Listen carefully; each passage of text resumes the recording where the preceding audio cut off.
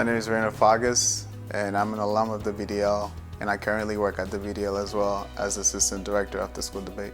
I attended the Urban Science Academy, and I graduated in 2010. The way I got involved with debate is my older brother had done debate, he joined debate, and one day he was going to a tournament, but his partner was not there. So it's like, I need a favor, I'm going to this tournament, but I don't have someone to go with me, and he's telling me about debate, never heard of it. And at the time, I had a really strong accent, so the idea of speaking in front of other people was just not something I would at all consider.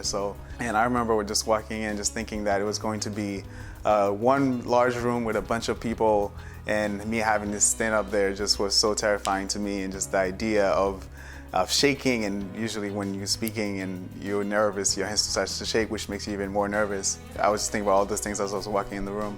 And to my pleasant surprise, I was happy when it was just me and my brother, and then the two other people as well with a judge, which made all the difference in the world. And I was still nervous, but a little bit more calmed.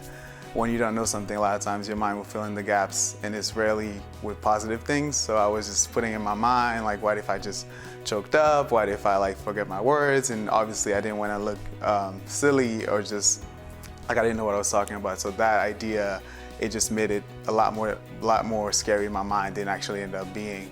The reason I wanted to keep debating was because after that first tournament, the feeling that I got from having faced my fears and feeling like I actually could do this, that I actually had something to say, it also helped that we won some of our rounds, which I also loved the feeling of winning. So after getting that jolt from that first tournament and enjoying it, it definitely led me in the path of trying to continue with the activity. I've had many roles with the BDL. The first one was an internship when I was in college. I was an MLK scholar, and for the first time I got the chance to see the back end of this amazing organization. And when I graduated, I was fortunate enough to be hired as an operations associate 2 years, and then I moved on to the program side, which is where I'm at now. I'm currently as Assistant Director of After School Debate. I wanted to stay engaged in the work because from the first year, and having been a debater, but also having seen the growth that was personal, like my growth as a debater, but also where I was and the role that debate played in it. And then also going to tournaments and hearing the stories about the student growing and seeing it from my siblings. Actually, all my siblings actually did debate, seeing their stories as well, and then the other students that I met, and how much those stories really move you. And you just think about how many places can you work where you're actually doing work in the service of something like that. That is truly transformational. During my time here, the league has grown tremendously.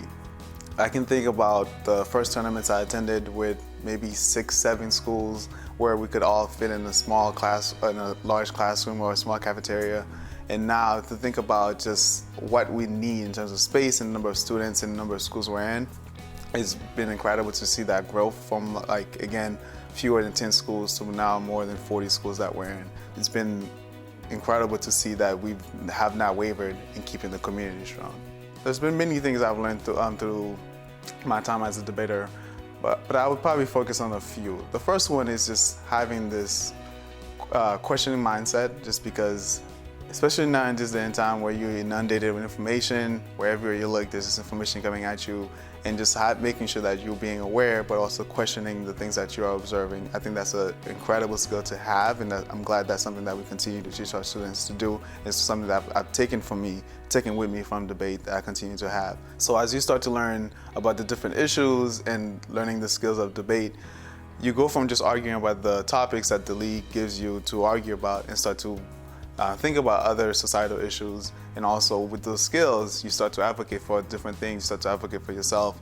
And in that process, you start to learn more about yourself, what you're capable of, what you really care about. And those things stick with you, even as you go from a high school student doing this in college, learning that this is truly an incredible skill to have. And in your adult life, where you continue to have that questioning mindset, and then through that self-discovery of knowing, like, I can actually stand up for this issue, I can stand up for myself, I can stand up for other people around me.